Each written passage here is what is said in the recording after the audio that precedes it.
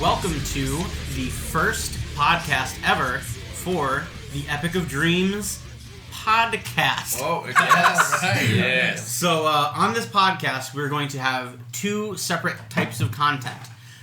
The first type of content that we are actually going to dive into tonight is our actual play saga, which is called the 3 Skald Saga. All right. Or wait, There's 3. You're promising us 3 skulls. Yeah. I just want to clarify that. Skalds, yes. I'm going to be looking for these. All skulls. The best part about it is that you are one of them, actually. Oh, so I'm one let's of the 3? introduce each of the skulls. You're each a skull. Oh. Skull. We're the 3 skulls. Yes. We don't have to find... I thought you were announcing the adventure. Like, preface. Well, I mean, it's not like I won't use that cool. ammo for later. All right, yeah. Okay. All right, so... You first, right? Yeah, I guess. Right? I am Drew Cochran, the creator of the Epic of Dreams RPG. These are my 2 great friends. I'll let them introduce themselves. I'm Jake Carlini, and I'm just some dude, man. He came here to rep Kohi. I came here to rep Kohi. That's up. why I'm here. That's what life is really about, boy. right? Right. Mm-hmm. You've talked with Drew a little bit about this as he's been developing it. Right? Yes. Yeah. Jake is actually a beta several. tester. He played as several times. Okay, yes. so you're a beta dwarf. tester. I was So here. you're coming in with experience A where little I bit. have none. You have experience as well. You're a okay? cheater. That's not. Actually, I was like. We had like a scene and a half on Facebook Messenger. Okay? We did. I don't know if it was the first time ever playing it, but I remember it was this exact room, Yeah. and There's like 7 people. it was a great time. You made me a dwarf. You created my character for me, and you made me a thieving dwarf. I don't remember if I felt attacked. Thieving dwarf. Thieving dwarf. I was a thief and Is that a what you dwarf. think of Jake? Right. Really here? No. Apparently, he made me the most disgusting, despicable character possible. I'm pretty sure we had like Gross. pre-gens, and then you picked that one because you were the last one to show up. Probably. Or Happens. I picked the short straw or something. All right. Yeah. So But our then- third Skald. Third skull. Kevin Miner. I've also been working with Drew on this on and off as the game's been developing. It's been a really awesome process, and as soon as he gave me the opportunity to come in here and play, I didn't even ask him who else was playing. I didn't ask what we were doing. I just said yeah. Had he known who else was playing, I would have been said a double yes. It would have been a I would different. have said double yes. You mean that thieving dwarf? No, So many yes. But yeah, so I'm really excited to see how this goes, man. Yeah. All right. Well, let's get into it. How about Let's. we will kind of discuss Yes. how the Epic of Dreams works, and we'll do it in kind of a Q&A format because as we've talked about both of these gents, even though they've tasted of what the Epic can do, it's been somewhat tangential and inside of the chaos. Yeah. So, We're noobs. We're Yeah. playing this as noobs. indeed. Yes. Yeah. Yeah. And you're the pro, and you're gonna help us noobs to figure out exactly what it is we're doing. Yeah, so And let's by that, explain. helping them. Exactly. Okay. The viewers at home. Jake, would you like to pick up the tome and display it to the silly little camera? Yes, I will. This is the tome. All right, so the Epic of Dreams is a diceless role-playing game where instead of using dice to make your rolls as you would in D&D or anything else, you try to match numbers or evade numbers when you're being attacked. And how it works is the DM, called the Singer of Tales inside of this vernacular, has a hidden number that they have in their head with a modifier on it called Reach that adds to that hidden number in a clockwise fashion. If the hero guesses any of the numbers that the singer is thinking of, the hero also has Reach on their check as well, then they succeed at the task at hand. And the reason why the mechanic is made in this way is because you can instantaneously resolve different junctures of risk, right? And because you don't need to rifle through character sheets to try and figure out, oh, what does this skill do? How does this spell work? Blah, blah, blah. You open the book, you close the book, you open the book again. It detracts from the momentum of roleplay. Yep. You know? So we really kind of cut the fat away such that you can actually just play the game when you learn how to play the game without any dice, without any character sheets, without even the book. Now, if you did, like, let's say, like, you're in a group and you guys are kind of used to, like, having some figurines and characters. Yeah, yeah. Right? You could still do that. To You could spice it up a absolutely. little bit. Okay. Cool. Yeah, you can use whatever gadgets you want. To play it. And as the singer, as our singer, your job is basically to like pick that number, know the reach, and then we're gonna throw the number at you, and you're gonna be like, "All right, cool, you did a great job," or "You suck, dude." Like, right? Well, that's a bit of it. My job as the singer is actually to serve both the hero players and also the third player who is with us.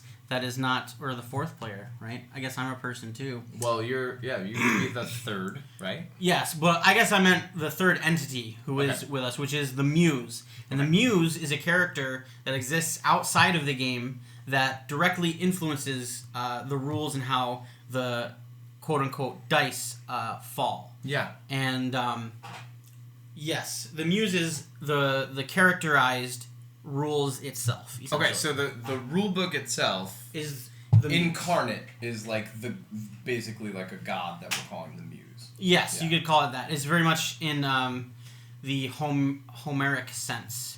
Okay. And the cool thing about this system, from like a design standpoint, is any singer can bring whatever muse they would like to the table. If I wanted to have, per se, something silly like Roger Rabbit be my muse, it would affect how content creation during the improvisational parts of the game take place and how different dice, quote unquote, again, fall. Okay. Cool. So you're gonna pick a muse in your head, and that's kind of here. Are we gonna know as players or as characters in the game who the muse is? Or your is heroes that not necessary.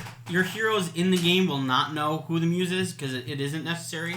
But I will announce who the muse is for the sake of the characters the people at home who are viewing. Okay, and can that change session to session, or is that like once you've got it, it's like the muse is set, man? There isn't really rules around it. Like if you were, you can definitely have several muses. I would say. Yeah.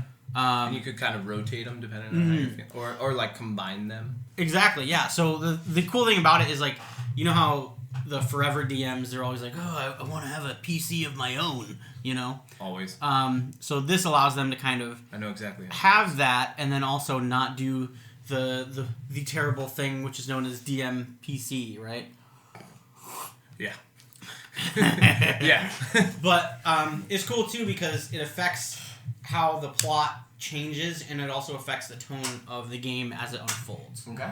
So tonight, my muse will be Cao Cao, Lord of Wei, from Chinese history. Okay. He tried to unite all of China together. Okay. Do we need any info? No, but I will describe him to you. He is cunning. He is a man who is true to himself. He was at one time the villain of all of China. He stood against those who would try to preserve the Han Dynasty, which was 400 years old and very much dying out. Okay. And he sort of took it for himself, and he's a very brilliant man. He was a very cruel man at times. Sometimes he was also still very much a friend to even those who would be his greatest enemies. But Cao Cao very much admires cunning and wit. Okay. So. Cool. Yeah. All right. I have neither of those, so it's going to be great. Really. It's going to be awesome. Well, that's the best part about role-playing, though, right? Yeah. No. You can pretend you have any of those. I will. I will role-play cunning and wit. Yeah. That's actually going to be my character name. Cunning I'm just saying. Could be. You be cunning and I'll be wit. Okay. All right. Sweet. Yeah. So, any questions about the game? I think that's pretty good. We're probably going to learn the most by just playing it, right? So the other kind of selling points, if you will, the major mechanics of the game that we're going to learn about right now as we go into character creation, is that in order to play the game, you only really need to remember 3 different things about your character. And those things are? Those things are your level, okay, your order class, which is a stat based on size or spiritual might, right? Okay. So like if you're a ghost and you're like as strong as a ghost could be, and it was comparable in strength to like a bear, your order class would be 3. Okay. But if you were like the ghost of a human, your order class would be 2. Okay. If that makes sense. What if you're the tiniest ghost? You would be order class 0. Oh wow. Yeah. Okay. So there's a 0 for There's a 0. Oh wow. Mm-hmm. But that means like you're not moving anything or like what does order class mean? So order class Tell me is about it. sort of a symbolic thing because there's so many different ways that role-playing games try to understand and quantify different measures. Okay. Right? So we've taken a very, instead of the explicit approach, we kind of have this very implicit and implied approach because that allows us to keep the momentum rolling inside of the drama and the escalation and all these things. Which is right? what this is all about. Yeah. Momentum. If you were to think about this system, like, let's say 3.5, Dungeons & Dragons. Yep. They tried in their know design to execute a system where they describe the pattern of the lightning, and they use each of those little rigid divots of energy to sort of describe the conversation of the game that they want to have. Okay. With the Epic of Dreams, we instead take the approach of the thunder. We describe the atmosphere, what's going on, and what you can do inside of this birth, this range. Instead of saying you can explicitly do X, Y, and Z. In Pathfinder, there is this subclass for a fighter where if you take that subclass, you can then half-hand a spear. And the reason why that's important is because inside of their grid system, you can only attack in 10-foot square range. You can't just attack inside of the bordering range, which is the 5-foot square. Yeah, okay. So mechanically, it's very important for that to take place, but inside of reality and like historical tropes and stuff, like people use spears in every single way that they could. All the time. And it was a pretty simple weapon to maneuver. Yeah, it's not like someone in real life would pick up a spear and be like, I need to learn how to half-hand this. And then spend 10 levels trying to get trying to figure that out. You didn't spend 10 levels in real life doing that. Yeah. You would just you learn that technique with within a day. Okay. Yeah. Cool. So then with our order class, so that ends up, that's just kind of representative of... It's mostly representative of your race. Okay, perfect. So if you're a humanoid, if you walk on 2 legs and you stand somewhere around 6 feet tall, then your order class will be 2. Okay. And that is the Order of the Wolf. Okay. And that will remain the same throughout the whole game, unless you get polymorphed into something. And then that'll definitely, that affects how we interact with other things physically, right? Yes. But not necessarily in like psychic or... Oh, it affects that as well. That too? Okay, perfect, great. Yeah, so... I look forward to seeing how it affects that. Oh, yeah. So we've got level. Order class. What's the third? The third is your story. Okay. So, tell me about your favorite character that you've ever played as. So hard question. No, right? No. I definitely have him, and he pops into every game I ever play. When I was improvising D&D during, I used to work in a restaurant, and we would pretend play D&D. Like we had a DM who worked there, and he would just make kind of like this. He would actually make up. He would do calculations in his head. You need to find that guy so we can play. A game he's with him. great. He sounds like a perfect candidate to. Yeah. I made up a character that I named Alejandro the Fantastic. Boom. And I based him off of Sterling Archer from TV's Archer. And he was just like, his catchphrase is Die Demon Spawn. He thinks he's a bard, but he's horrible at playing music and has no magical abilities. Very great. He's actually a fighter, although he thinks he's a bard, but is really good at slaying things. Just doesn't really pay attention to it. Could he summon ants? No. I wish he could. That's how you get I wish he could. I feel like if ants were summoned, he would believe that someone had summoned them. Yeah. He would be like, did you do this? Yeah. Yep. He No, would you definitely. did this. He would point at whoever had food. Right. But no, he was my favorite, and he's humanoid, 2 feet. He would be order class of the wolf. Order class 2. But then his story was just kind of that he always wanted to be a bard, and he's going around trying to sing of the great deeds he'd done. So he was always trying to accomplish something. That leads into my next question. What was the greatest deed that he had ever done? By the time we were done playing in that campaign, he had slayed a couple of these like I guess hag mothers of the Blood Moon Coven. Very and fun. He was pretty proud of that. He would sing about it a lot. So awesome. Who wouldn't be? Right? So the funny thing about that is how you gain levels inside of this game is by earning titles of renown. Okay. So you have to do these very heroic feats that people would remember you for. So it's almost like you don't level up without a boss fight. If you want to, Mini boss fight? Well, there's also an experience system in place as well, and we'll get into that. But it's very much like a milestone of organic progression. But the cool thing about that is that even with just the information you've given me, we could easily port in your Alejandro the Fantastic. It's Alejandro. Alejandro. And he corrects people all the time. A-L apostrophe J. Not Ale, but everyone calls him Alejandro. So he's always correcting people. I love that about that character. I know you said he was based off of Archer, but I'm starting to think he might be based off Kevin Miner. Maybe. He definitely was a little bit of me. Right. Yeah. So then the reason why I bring that up with Alejandro Thank you. is because it's your favorite character, right? Oh, yeah. I love him. You've had so many memories with him. So many. Right. You know him like the back of your hand. Always. So in this game, we've boiled down the numerics of how things work so that if you are playing your favorite character, you'll remember all of those things because that is the third core. That is the story. The story. So as long as you remember your order class, which is what? Your spiritual, psychic, physical size. Yes. So it's 2. It's 2. 2 for him. And order class of the wolf.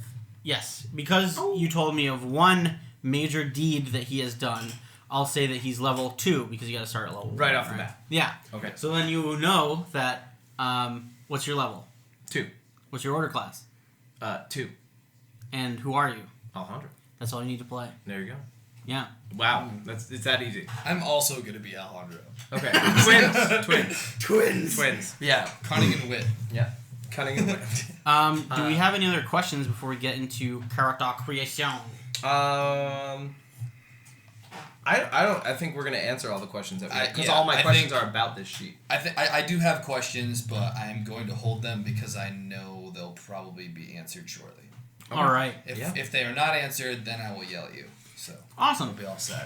So this is gonna be a little interesting. I think what we'll have to do is sort of focus in on one person's character and finish them up. Okay. And then do the next person's character. Okay. But inside of this experience, what we'll have to happen is that we're going to role play through some of these founding experiences, right? And what this is about is sort of creating those memories that build that story that leads up to who this hero that we're dreaming is, right? It's almost like a preemptive flashback sequence. Exactly. Okay. And just like we were talking about before, you have so many memories with Alejandro. So many.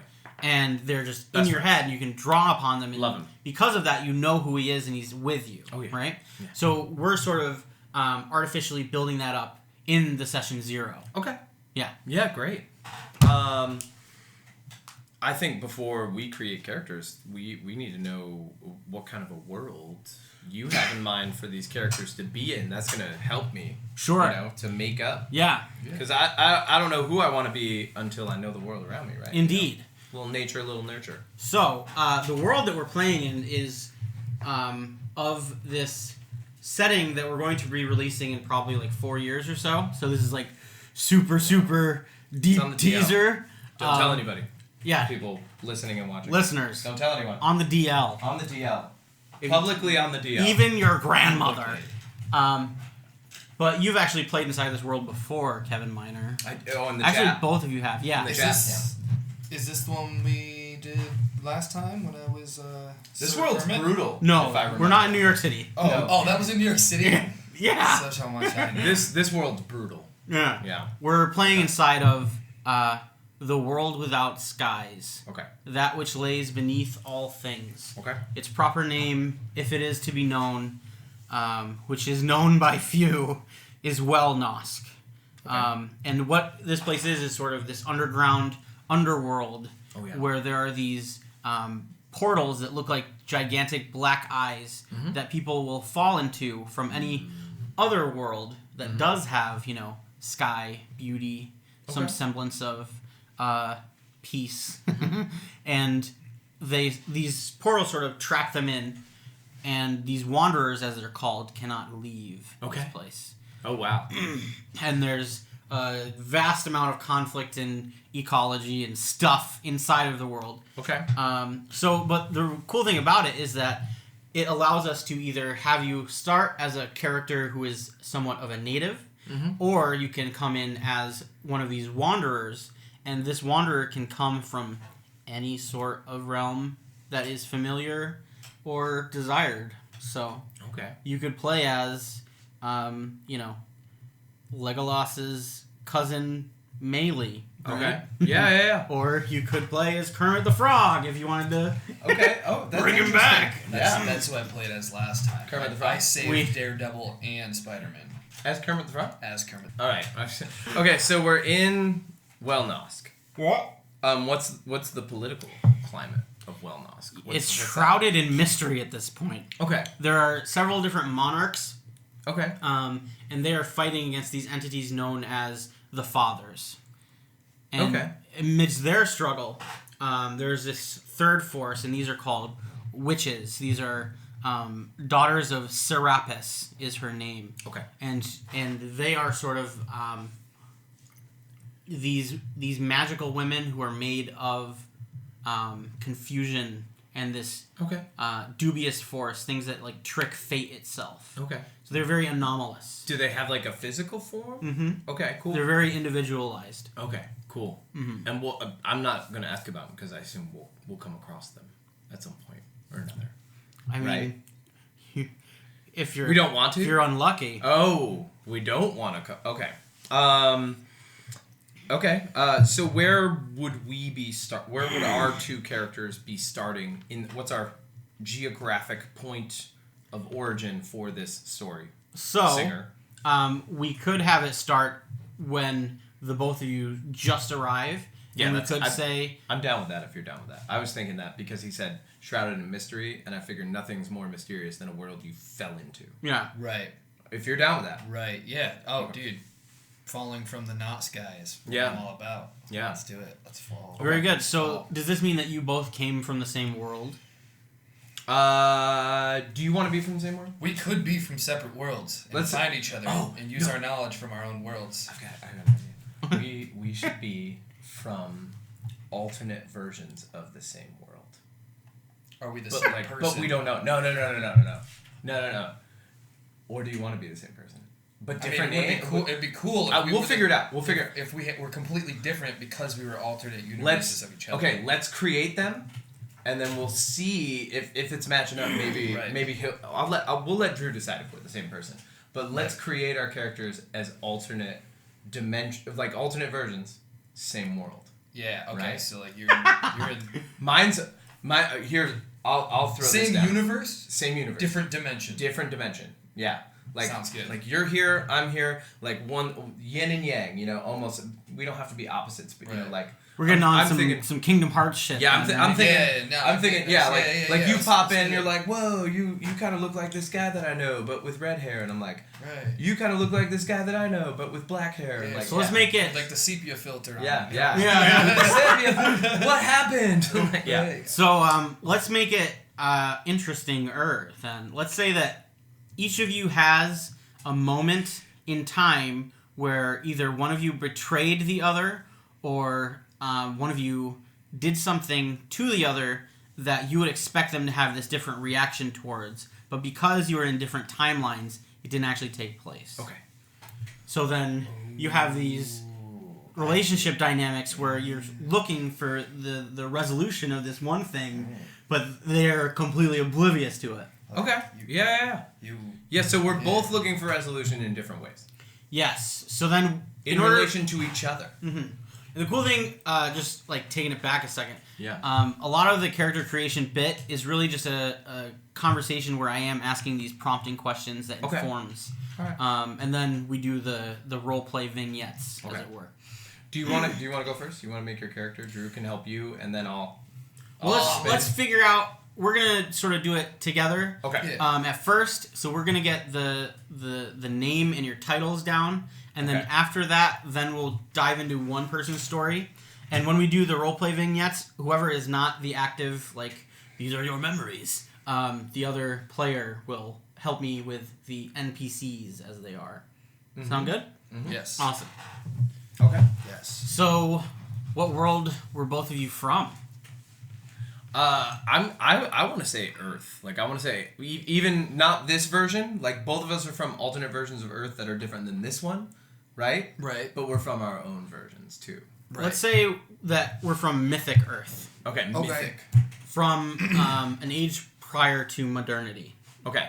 Because what that allows us to do also is like pull so much stuff from the rulebook. Like I have so many magic systems and spells in here and everything that'll make sense. Yeah. Sound good? Okay. Yeah. Absolutely. Awesome. Mm-hmm. So, what culture empire are you thinking?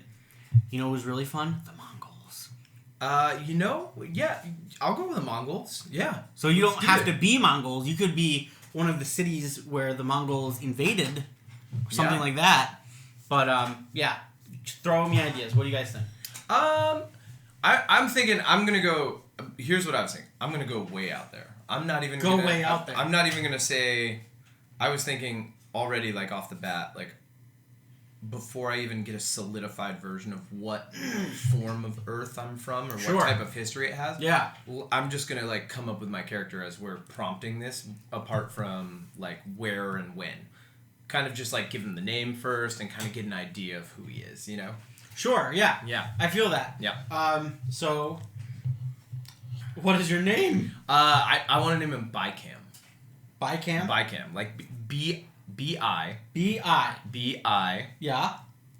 H. Okay. C-A-M-M. Bicam. Okay. Yeah. So how about this? What if that you're on like the super alternate reality Earth? Do you like that name? No, that's fine. Okay. Yeah. And then you are from a more Earth that's like kind of like our history Earth. Okay. So like, you know, sort of like the comedy dynamic where you have the straight guy and the crap guy. Okay. But except it's dimensions. Yeah. Okay. Okay. Because then we have some form of reference to normal inside of these vastly differing sorts of abnormal. Right. Yeah. Sounds good. Okay. Because we're taking all of this and we're throwing it into even weirder waters, if that makes sense. Right. Yeah. So, Bicam. Yep. I'm gonna go with my Smash Bros title. I'm gonna go with Jaku. Perfect. I like that. It's just This is good. Name. That's cooler than mine. It's just my name, except instead of an E at the end, it's a U. It's like Jaku, but it's Jaku. It's soft J. Soft It's J. a soft J. Soft J. So, Okay. does this mean that, etymologically, that you're perhaps from the Middle East in some form? Perhaps a Persian placement? Well, I could be the Prince of Persia himself. Like He could be. but Very fun. maybe not. We'll let you're from that area. Are you cool with that? Yes, Okay. I'm totally fine with being from the sands Okay. of Sandyland. Okay. Baghdad was actually lit, like, for a really long time. Alright, I guess They I'm had, from like, Baghdad. apples and genies and booze, except That you weren't supposed to definitely- drink it. Definitely sounds like where I'm from. Yeah. Oh, so Let's you're do from that. Baghdad. Let's say that. All right. I'm from Baghdad. Yeah. Me This, too. this is great. Me too. Cool, yeah. So what were you in Baghdad? So Hold on, I gotta pull up when the Mongol attacks I happened. was a thieving dwarf. Stop it! You get out of here. I just have so much residual anger. Oh, towards being dude, thrown you into were you I want to be like Aladdin, kind of like I'm a, like So you're a thief? street rat. You're still a thief. Yes. You're still a thief. You brought this upon yourself. I want to be a thief, but not a thieving dwarf. No. Okay, what do you I want? guess you know what? Yeah, throw me in Aladdin's shoes. I'm just like. Let's say that you were a rickshaw driver and then a thief. Are they really drivers? You're driving. The runners. You're driving. Yeah, you're a rickshaw runner. Yeah. You're cool with that? So I'm like really. That means fast, you're fit. Really fast with the rickshaw, and as Yeah, soon as you're- I drop the weight of that rickshaw, I'm Oh, like super speed. You So, fit. Yeah. Yeah. Okay. Yeah. Awesome. Yeah. So I was a poor boy rickshaw driver who Street rat. there's got to be a better word for that, right? a Rickshaw? driver. a rickshaw dronaut. I mean, like, I don't think historically. there's a name for that. I think they're considered part of the rickshaw. Yeah, like, I think yeah, rickshaw like includes horse the and buggy person. is just guy in rickshaw. Like without the guy, it's just like a Shaw. box with wheels. Yeah, right. It's just like a cart. Without You're the hands Rick, on and it. that's the Shaw. Yeah, right. I'm Rick. I'm Rick, and this is my This cart, is my Shaw. Shaw. Rickshaw. Fun fact. Etymology. Rickshaw originates from the Japanese word Jinrikisha. Jinrikisha. Jin means human. Also ningen. Oh, Ricky. So Rick is the human, and you're Shaw is the vehicle. You were power vehicle? Ricky means power and Shaw means vehicle. You're a power vehicle. That's what you are. I'm a You're power vehicle. transformer of Baghdad. Oh, I'm man. a power vehicle. I like that a lot. That's cool. Power vehicles in disguise. You are a power vehicle. I was the first transformer ever. And then the Mongols attacked. And then the Mongols attacked. And they took out my cube. Yes. So I'm gonna say that I don't know much about Transformers. your title Not me either. will be. So wait. Power vehicle. We'll say so. There's a word for it. It's called porter. Porter. Is that that's my title right here? Yes. Porter. Porter, Okay. and then you could either say street rat or any sort of thing that sort of coalesces with the vagabond archetype. Yeah, Vagabond is Vagabond. definitely. Yeah, I'm definitely gonna be a vagabond. It just sounds cooler than street rat. It does sound cooler than street rat. And Is that like a Didn't match the porter Disney song, slash but- vagabond? no, it's just a different title. Okay. Okay. Yeah. So write it down. Yeah. Okay. yeah, So do it. how do you spell vagabond? Vagabond. Okay, that's It's exactly exactly how how it sounds. I was So gonna many spell fun it. facts You never tonight. know. Remember, Vagabond. vagabond is just one of those words you don't use every day. So. Yep. And then you're also a human. That's a title Okay. because others will know you as a human. Okay. We're gonna start everybody at level 3 so that you don't like die really fast. Because we're like the smidgen. We draw a little bit from the old school Renaissance where lethality is pretty high. Okay. So yeah, level 3. So that means that you've done 2 pretty cool things. You know. Yeah, I mean, I got a job at the rickshaw place. Well, that wouldn't grant you like a level, Oh. right? So before we get into that though, who is? What's your name again? You know what? I'm actually gonna change it because Sure. his name's Jaku and it sounds cool. So I'm actually gonna change my name to Mashrou. Perfect. That's really good. Mashrou. Mashrou. Okay, so here's what I want. Here's where my mind's going. Yeah. Alternate history of Baghdad. Mm-hmm. Technology, like let's say oil's there, right? Yeah. So here's what I'm thinking. They discovered it. Its uses, maybe, I don't know what kind of history you have to make up, but it's steampunk Baghdad. Okay. Oh. Same century, Sure. steampunk. So then Right? the Mongols invade steampunk Baghdad. The Mongols are the ones who have developed better steampunk technology. They got So they're steampunk coming out- horses. They've got They're coming up with steampunk that dude. Gundams. Okay. Yeah, that's what I'm thinking. All right. Like So you're talking about like Zoids. we put the Baghdad walls up, and they came in with like steampunk punches to knock them down. All right. And Mashrou, in the midst of the first invasion, is just like he's like whoa and falls into the gaps. Like here we are now in what's the world called? Üaelnosque. Üaelnosque. He falls into Üaelnosque. No clue. I feel like you're gonna be a lot more disoriented in this place than me. Oh, Like, 100%. you're like, Yeah. yo, where's all my punk? Where's Yeah. all my steam? Oh, 100%. And I'm like, this The is craziest not much part- fun. Here's the oh, craziest where's my part. sand? Here's the craziest part. I want, if this is okay with you, I want a steampunk arm. Oh, absolutely. Oh, cool. Okay. He's got like one mechanical arm. Yeah, you got it, bud. And it's he was a prize fighter. Write it down. Okay. That's your first title. Okay, so Next to human, obviously. Already way cooler than me. prize. It's all right. We haven't even started your You're story. so much cooler than me. It's okay. Kevin. I'm still a riffraff. Okay. Yeah. Yeah, but you're one who can like fend for himself, dude. So What am before I gonna we- do? No, I can't. No, I can't. Before we- Someone's my boss, you know? He doesn't fend for himself. You know what he does? He's He a prize fights. fighter, He dude. fights, but someone's got to set up those fights. Yeah. It's not like you can just go fight people and get money for it. That's I money. run my own business. Fight I people run my that own get business. That's mugging. I run my own business as a rickshaw guy, so we'll probably It's gonna work well. It's gonna work out. Be your new manager. So wait, Until hold we on. realize we are each other. Let's draw back a second. Okay, what? So I'm a prize fighter. I'm a human. So let's say that the relationship that you both have has the same dynamic, right? Okay. What is that relationship? Is it this business relationship that y'all are brainstorming off the cuff here? I feel like what's gonna happen is I'm gonna be the brains and you're gonna be the brawn, because you're. I mean, we'll see how it plays. Because We'll So see. I have an idea. I don't ready? have to. You I ready? could be half brain. I mean, I'm not gonna say I could be completely right dumb. brain. You could be left brain. How about Yeah. this? Yeah. What if he sort of rigs your fights for you? I thought we were from different dimensions. Oh, but But we're here now. Okay, all right. So that means that we. So I come the in same and I let you person. beat me up. Oh wait, we're here already. We've been here for a while. Is that what you're Where? saying? No, Are you I'm saying saying- we've been here for a while and he's rigging my fights. So let's in say that there's Üaelnosque. no. Okay. I'm saying that inside of Steampunk Baghdad, Okay. that you are a prize fighter, Okay, right? I'm Mashrou. Yep. Yep. Here I am. And in Steampunk Baghdad, Jaku. Jaku is on the sidelines, sort of rigging your fights for you and helping you achieve your goal. And it also benefits him because he's obviously, a vagabond. But then in his version. In your world, I'm a cab driver, not a rickshaw. And in your world, In my world, he is. he is still this sort of gladiator archetype, right? Right. Mm-hmm. And then the same sort of dynamic happens. You help I'm him, your client.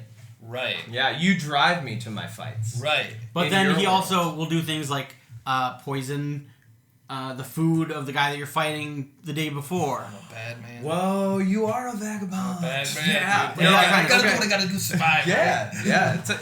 It's a We're it's running a wolf eat wolf world. If we we're are speaking running of a order class. risky Yes, business. indeed.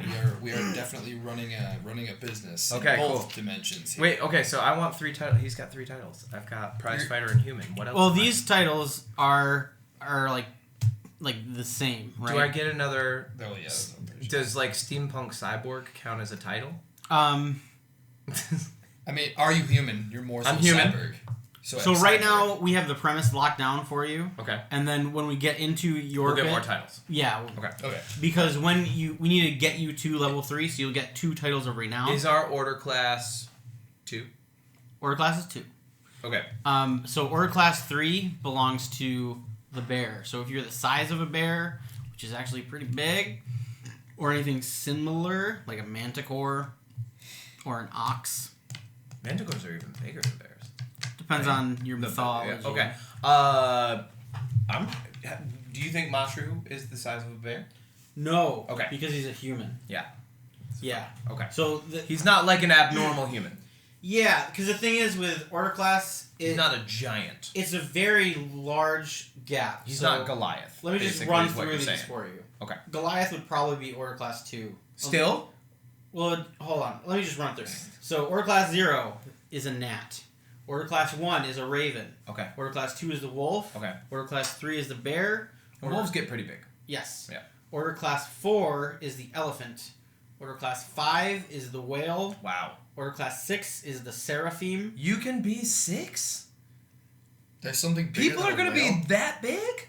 That's crazy. Order class 7 is God himself. I want to meet things that are in order class 6 as often as possible. So because order it sounds class fun. 6 is whale. essentially Or no, any seraphim. polytheistic god that did not create the entirety of the universe. Like Poseidon and stuff. Exactly. Yep. He might be Okay. in here. Who knows? Exactly. So anyways, drawing it back. So anyway, yeah, so the reason why I say that Okay. is Let's that's draw the back. kind of stuff that we're dealing Okay, with. so let's review real quick. What do we got? We got Jaku, Jaku, level you are 3. a porter, a vagabond human, order class 2. order class 2. Okay. You gotta write 2 there, man. Oh, sorry. You're right. And then Mashrou, prize fighter, human, level 3, order class 2. Yeah. Okay. All right. Cool. Let's move on. Indeed. So, Jaku, what do you It's want most Jaku, in life? not Jaku. I'm sorry. I haven't even started. I'm 1/16 Jewish and I can't pronounce a hard J. Soft J? Soft J. Soft J, hard H. They're basically the Did you same. do 23andMe? Is that what happened there? No, I'm just. What is that? I don't All right. Jaku.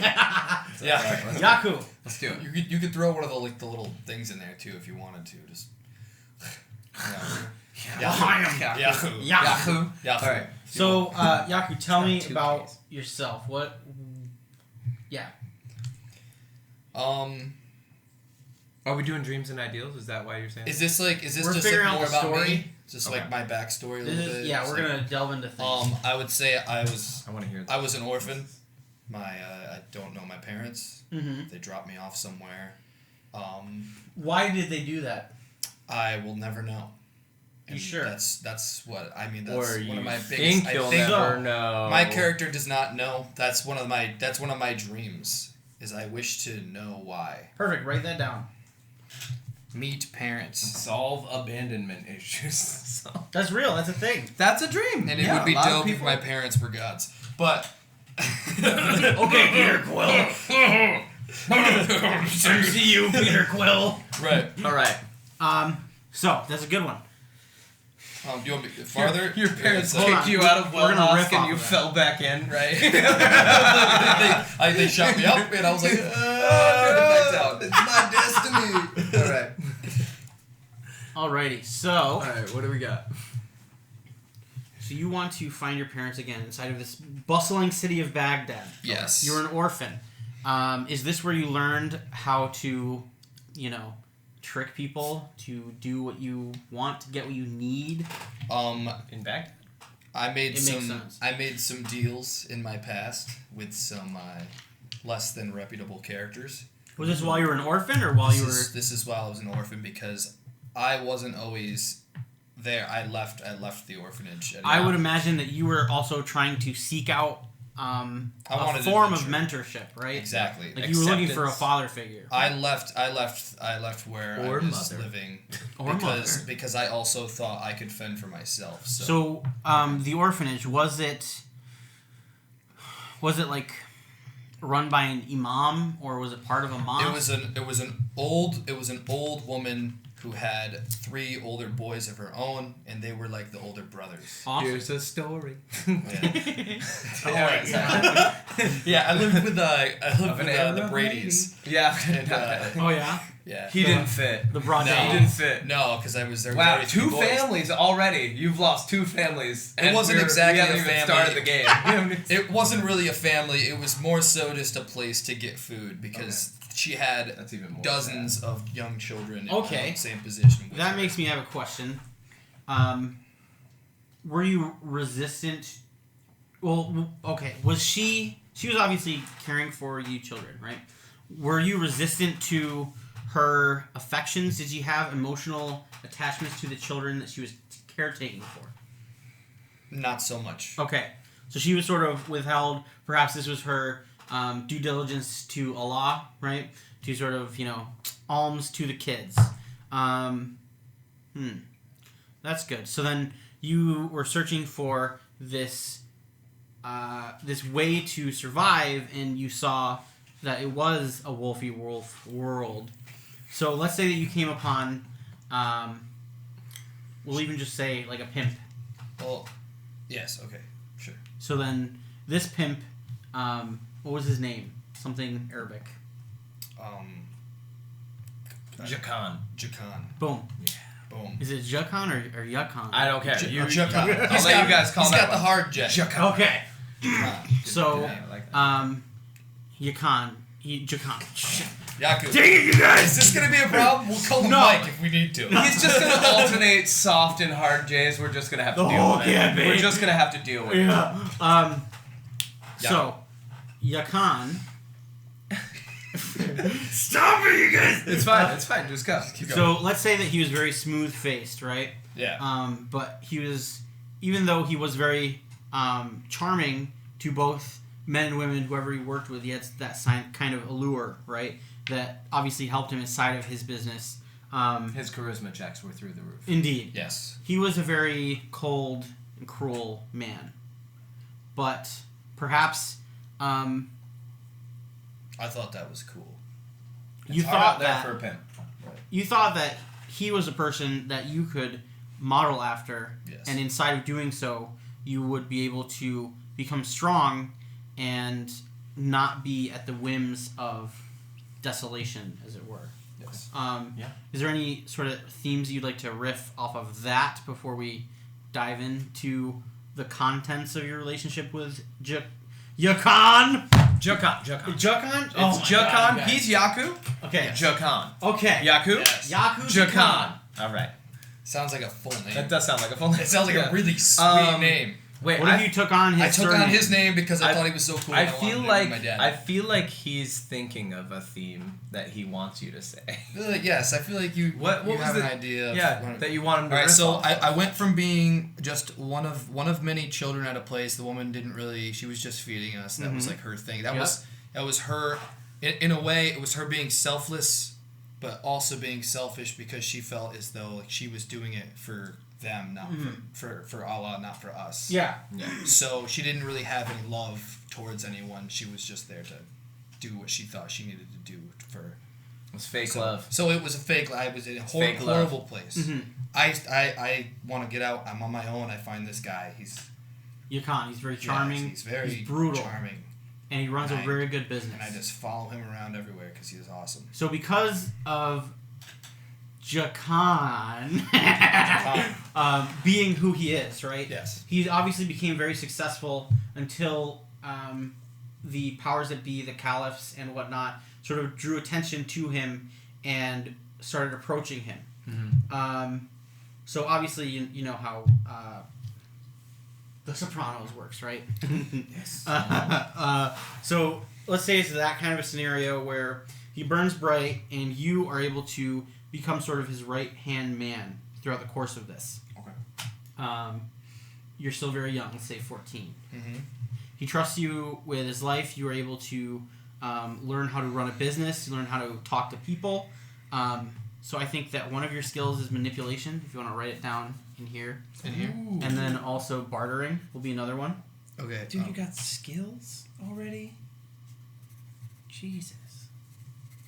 I mean, Allah. Yeah. All right. Manipulation, bartering. So, Cool. inside of this bit, we're going to... So we're going to role play out the time when you saved... Well, hold on. So the Caliph came after Jakan, right? Okay. And his enterprise became sullied. Inside of this moment, you survived and you were able to get away, but we don't know how that happened and how the consequences of what happened affected you. Okay? So what we're going to do now is sort of role play out that scene where Ish goes down. And you're going to play Jakan. Okay. You're going to play Jaku. I'm going to play the Caliph. Okay. Okay. So we're gonna start. You're shaking me down. Is that what's going on? Yeah. All right. Cool. And we're going to figure out how Jakan goes down, what happens to Jaku, and what the consequences of that final moment between the two of them have on him. Yeah. Because a lot of different things could take place. Now Jakan's being shaken down because he bribes the caliphs. Is that what's going on? Like the Caliph they're like, you owe us is money. No. Or the Caliph is like the religious ruler of like what you do is wrong. Baghdad. Yeah. So he's finally sort of caught up to this, and now he's out to dispense justice. Okay. So where does this go down? I would assume that it's at night. I'm gonna say it's probably in Jakan's quarters, right? Like Yeah. So his little homestead, his meager space in which he lives. So Jakan would have his own quarters be separate from where he teaches his whores how to, do the business. Oh, of course. Yeah. Because of that, it would be in a smaller place, I assume. But also, I would think that because Jakan is very charming and brutal, he sort of has this pride about him where he would not withhold pleasures that he wanted, that he would measure as respectable to indulge into from himself, if that makes sense. Yeah, oh yeah. So I would say that he has like a 2-story residence. Oh, he's definitely on the second story. Yeah. Yeah. So See, like, I'm penthouse apartment. I'm chilling. Mm-hmm. So I'm Jaku. I'm Yeah. chilling. I'm pimping. I'm like, yes, see you later, Neela. Like basically, see you I'm later. just getting back. Or go do your thing.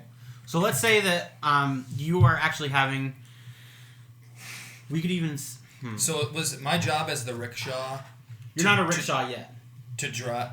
Well, This working is before you became. This is before you're a rickshaw. This is before I'm working. You're for- working right for now. me. You're inside of stealing. this villainous Okay. glory, where you Yeah. are the apprentice of this major pimp.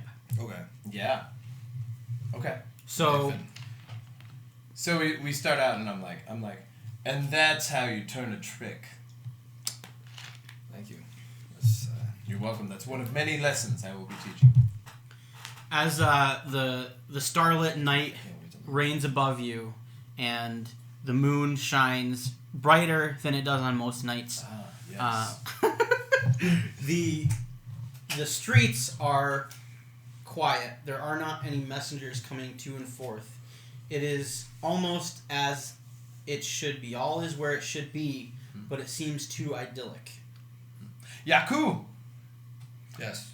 It seems quiet tonight. Too quiet. Perhaps something. Jaku, I would like you to keep watch at the front door. I will do just that. Wonderful. The So- front entrance. Okay. Keep watch. Many entrances. So many. So Jakan, Why did I put all these entrances in tunnels?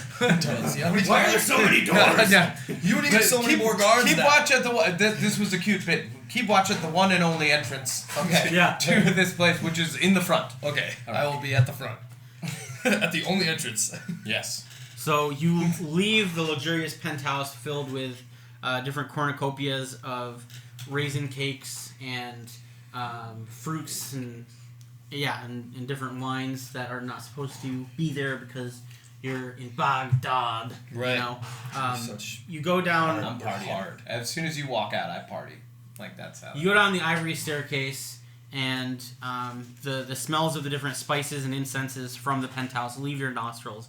You approach the door, and you sort of open the little slit, right, that Yep. you peer through to do that. to do that. Who's there? There are 2 armed guards, 2 Saracens on one on each side of the entrance, and they're always stationed there. And one of them says to you, "Young one, does the master have any orders?" No. I was just here to keep watch.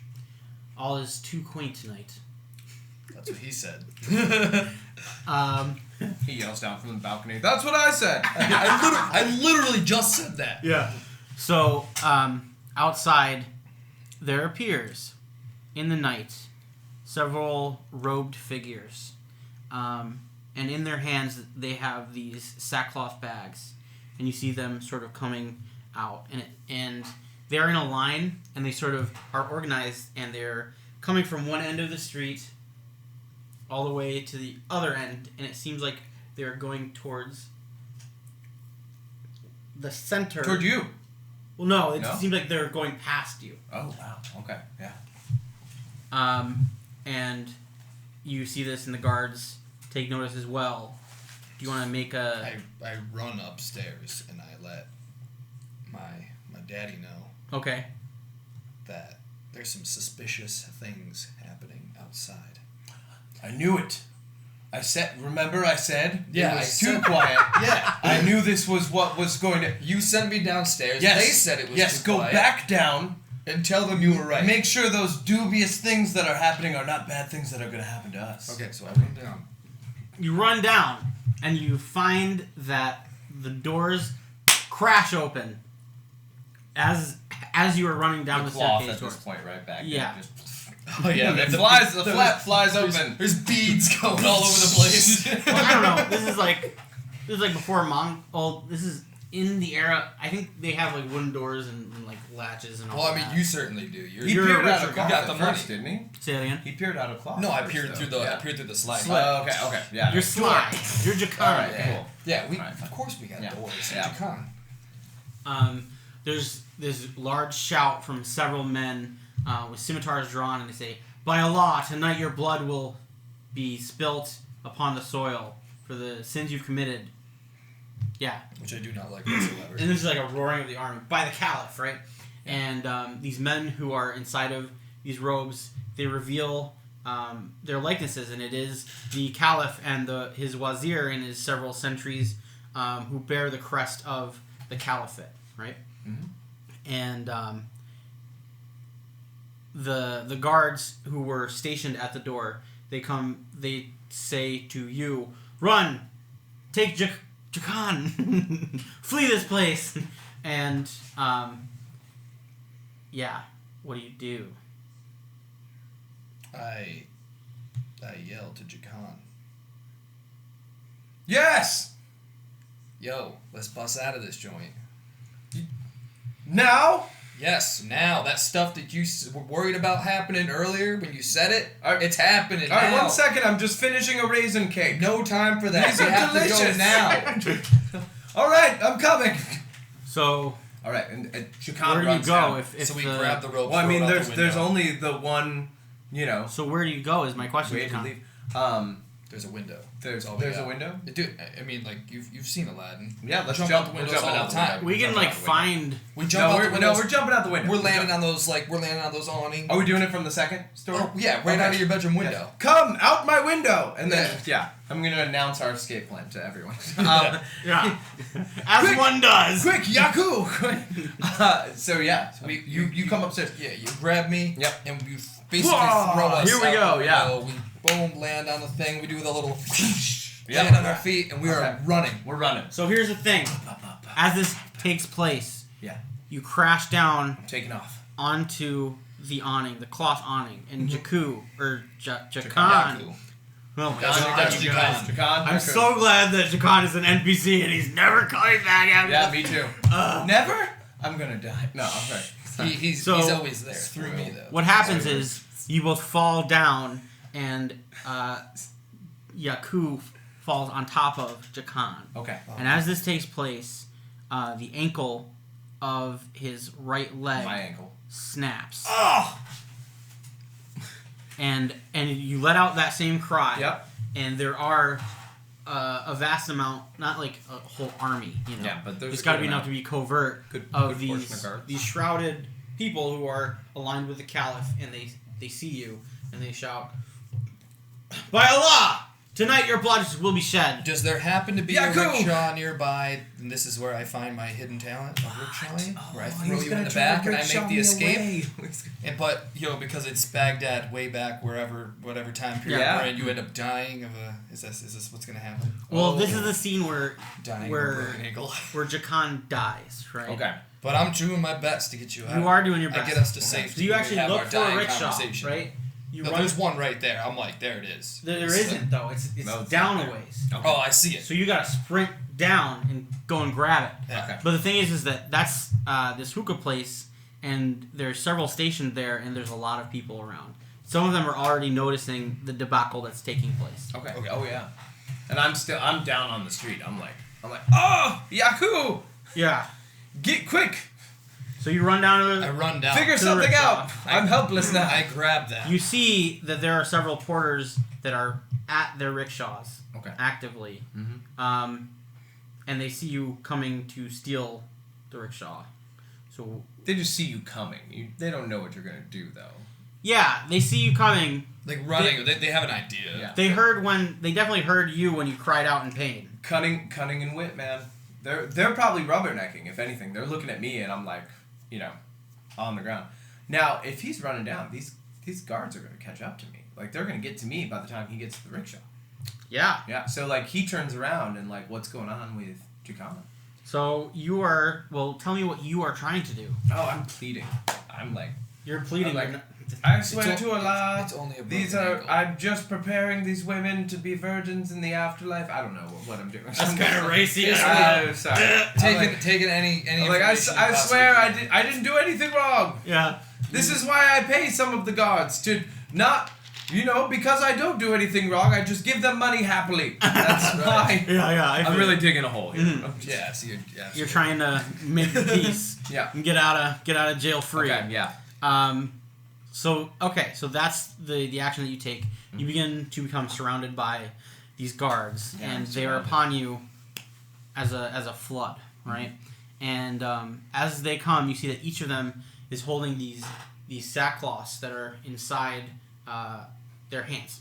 And as they come to you, they unhand the thing that is in the sackcloth, and you see that they are, in fact, the severed heads of your prized whores. Oh no! They throw them at your feet. Oh! They take you by their hands. Who are... They grab you away. I'm lamenting the lives of these women I obviously have no connection with. No, the thing is that... No, I'm lying still. Oh, I'm okay. trying to lie. Oh no, I'm horrified. Who is that? Also. Literally. Yeah. With us, sinner, tonight you will die, that whole rhetoric. And then they bring you to the Caliph. Sure. You're now surrounded. I don't have to. As this happens, Okay. you see that he is trying to get the rickshaw for you, and he's just running over. How's that going for him? Well, my question to you is, he's getting to the point where he is about to steal, the rickshaw. Are you going to interact with him? What does Jaku say to Jaku here? Where is your mindset? I've got an idea. He says. Okay. He says, please don't kill me. My young manservant can be your personal rickshaw driver. If you spare my life. I don't think that's gonna work. No. But because look at him down there, ready to cart away. So you're gonna sell him out? Oh, big time. Okay. Yeah. Oh yeah. Yeah. Save your skin. Oh, I mean. So as they all start bombarding certainly towards his me. services are worthy. So wait. So what is your intent in saying this? To save myself. I don't care what happens to him now. So then clearly they're threatening my life. So then, would you want to sell him out to the point where, like, I'm not taking his name anymore. if you just say that he's probably shouldn't. he's like your rickshaw guy, yeah, they would just be like, okay, I don't care, you're the guy. But if you were to try to deflect and make sure that you like get a chance to get away, you would try to pin him for something that would make them run towards him and away from you, right? Yeah. So what would that line be? I would probably say I'm only a servant. I would say that's the guy. Well, I would say, but of course, I am his placeholder, his scapegoat. He has made me out, but I am an innocent man. Yeah. And you must arrest him. Jeez, I kind of want to kill you myself now. It was his idea. He said, enough with the rickshaws. Whores we will have. And I said, I don't know about this. What if the caliphate? And he was like, no, you get in there and you have those raisin cakes and whores. And I said, please, no more raisin cakes and whores. So at this, he obviously sees that you're kind of rambling, right? Yeah.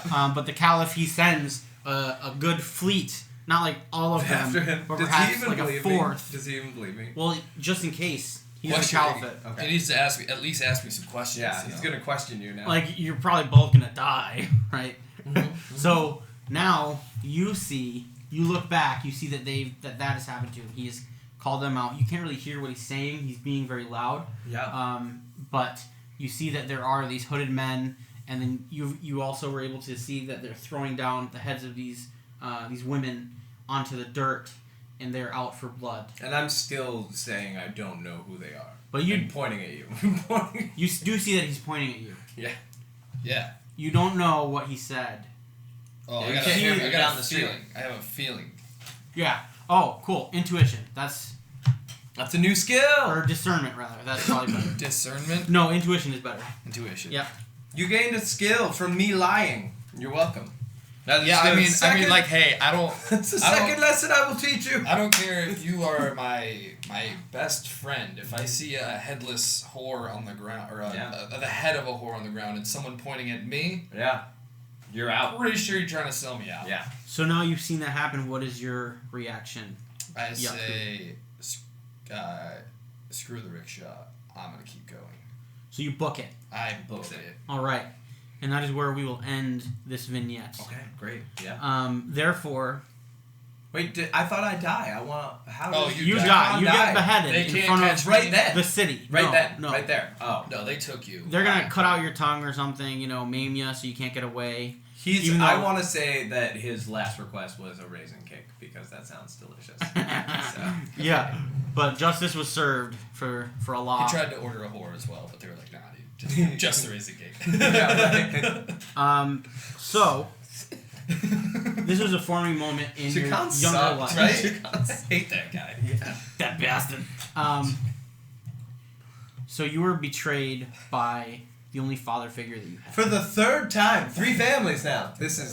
You got your family that kicked you out. You got an orphanage that you left because she didn't love you, fake love. Then you got Jaku, who sells you out. Yep. 3 times, man. Do you can we trust anyone? issues down as a... So that's what would be a skill, but this is actually your agony. And agonies are the main your agony trauma. Is Trust. Yeah. This is going to be a fun duo. Write it down as betrayed by my only mentor.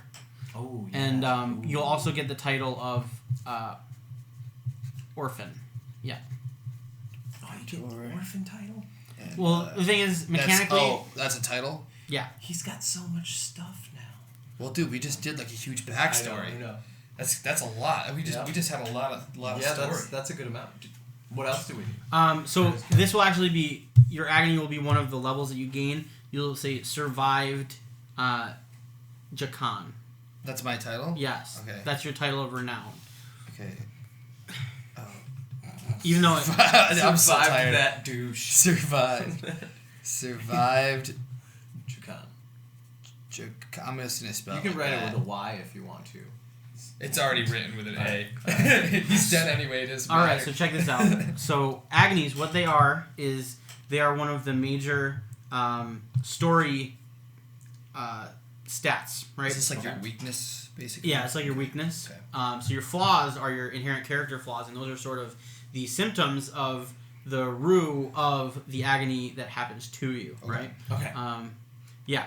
So what you can use them for is to claim hubris. So if anytime during play you want to dwell on, or you feel like in this moment your character would sort of lapse into their darker self and make decisions either to indulge in the pain of their agony, or they are tempted by and they end up manifesting their flaws, their character flaws, then you can claim hubris, and what that does is if the singer heeds it, then you will perform what's called a soliloquy of sin. So you sort of, the stage will stop for a second, time will stop, and then you'll sort of recant to us what your thought processes are, what your emotion psyche is going through as you betray your friends. Oh. And then for doing that mechanically, you get half of your vigor back, which is a very important resource. Wow. That's how the bad guys always get away. Oh. Because of their hubris. Mm-hmm. Yeah. So I have to be a mean person to. In order to do that, yeah. But the the thing is that based on your soliloquy is what sort of determines if you get the health back. You don't always get it back. Okay. So it's kind of like a risk. Damned if you do, damned if you don't. Yeah. So dreams and ideals. Meet parents. I would also say that because of this experience, you want to be autonomous. I feel like I'm almost mad at my parents. Wait, so he wants to meet his parents, but at this point, so that would be another flaw. So it's not that I want to meet them. It's that I've gone through all this and I feel like it's their fault. So you resents parents and resents authority figures. Yeah, that's basically what it is. So resents authority. So we were talking about Jaku's dreams and ideals. Oh my god, you guys! It's okay. It's fine. So we were saying that we were going to eschew your desire to meet your parents. It's like one of those things. Something. Is it over here? With a desire to, it's sort of, so you have this sort of void where you were looking for this relationship and this family. So maybe you want to start a family and break free from what you've experienced inside of your young age. And this kind of a dream isn't necessarily something that you're always thinking about consciously, but it's in the back of your deepest self. You know what I mean? Yeah. So like, even though you are, a street rat, riff-raff, okay, right? Mm-hmm. You're also, even though you're doing all of these things, you're doing it so you can build something in your subconscious to get to that ends. Does that make sense? Is that something that you jive on, or do you want to do something different? You let me know. That's fine. Okay. So then you can cross out meet parents to build a true family. Ooh. Yeah, that's a good one. True. We've already got a forgotten Fame. dream on here. Yeah. Yeah. Okay. It's pretty sick. Yeah, I like it. So in spite of that, though, Jaku really was your only father figure. And Jakan. Dang it, you guys. Jakan was your only father figure, and even though at the end, you know what he did instinctively, you still he still rubbed off on you so much, right? Yeah, I still kind of like see, I still You idolize him. I idolized him, and I let him influence me so much that I've kind of become that. You're remembering the good, forgetting the bad. Exactly. That's the thing that happens. I'm holding on to what I loved about him and forgetting him. Mm-hmm. And I think that his imprint upon your just young soul really molded you in a specific way. And I think that some of your ideals is really what we're getting towards here, is that you well actually you tell me what aspects of Jakan did you subconsciously find yourself employing? What was I? His charm, his brutality, his logistics. Yes, I thought his charisma was Charisma. yes. Okay. Charm. So write that down charisma as your ideal there. All right. So charisma, and then Logistics. Did you like his logistics? he knew how to run things. So Yeah. So that's Who's probably Business mindset. It was I'm it. just gonna write He was sly. Charm, sly. We'll just call it that. Yeah, He's perfect. already got the cunning and wit. The muse is gonna love him. Right. Music's gonna love me. Betrayed by father. Restart. I shorthanded everything. I'm sorry. What was that there? It was betrayed by a mentor, and that was I don't remember. I jotted it down. Oh, angry! You're angry at your parents. Remember? Resent. Resent your Okay. abandonment. Sorry, let me rewrite it now that I have more time. So now, There we go. let's say that you also took on some of Jakan's flaws, right? I think at first one of your flaws is that you have a poverty mindset. Mm-hmm. Okay. So, well, actually no, because if Jakan was such a successful businessman, even though he was nefarious, he knew what happened, and you definitely tasted the cream of the crop of what Baghdad had to offer. Right? Yeah. So maybe because you came from an orphan with nothing background, when you tasted all of those luxuries, You want more. a little bit of greed mm-hmm. going on there. Avarice. Avarice. What do you think about that? Do you think that Jaku is avaricious? And also, the thing is here, I'm giving you a lot of ideas. Feel free to shut any of them down. But the reason why I'm sort of prompting you and bringing you in this direction is so that you can find out the character that you want to play that sort of doesn't grind your gears, but the opposite of that, right? Yeah. Oh, I'm all about this character. Okay. No, it's good. So would you say that one of your flaws is indulgence? I would say so. Okay. Awesome. Perhaps. Put it down. Put her there, bud. Indulgence is with Wow. an A or an E? You went heavy on that accent. It's in my blood. Put her down. Put her down. I think it's I have borderline dyslexia here, so I'm just gonna do what I think it is. Yeah. Write that down as a flaw too, right? Borderline dyslexia. Borderline. No, I'm just kidding. Borderline dyslexia is a flaw of Jaku. Right. He's reading and he's like, I write backwards. yeah. So, you have 3 pretty great social skills. You were of this pseudo-erudite class where you're able to make things happen for yourself. Mm. Because you're surrounded by these people that Jakan employed, I don't know if you ever actually handled physical altercations on your own. But this isn't the end of the story. So, I don't think we'll do another vignette for Jaku at this juncture. We talked about that in the chat this week. Yes. If Right. you want to do more vignettes. Mm-hmm. Yeah. Yeah. Because we want to We'll get speed to things along. Yeah, We'll that's what jump I'm over saying. here. Let's get this set up. But we got to finish you right here. Okay. So I think that during Finish you. your rickshaw business, you sort of, even though you still idolized Jakan at a deep, subconscious level, you wanted to walk away and distance yourself from his lifestyle that drew the attention of the wrath of. I think because there's been so much like dishonesty and evil in my life. Mm-hmm. I want to take away the good things that I saw in him and make an honest life out of myself. I want the family. I want real respect, not fear. So you want I don't a want functioning business, but you want a good business. Yeah, I don't. Legitimate. The thing is that Jaku was respected because he was feared. Mm-hmm. I want to be respected due to love, not due to fear. Write that down. Oh then. yeah. Desires respect out of Love, not fear. love, not fear. Yeah. Respect out of love, not fear. Okay. So the end of your tale must have this functioning relationship with Mashrou. Like mushroom, but without the M. Gotcha. Mushroom.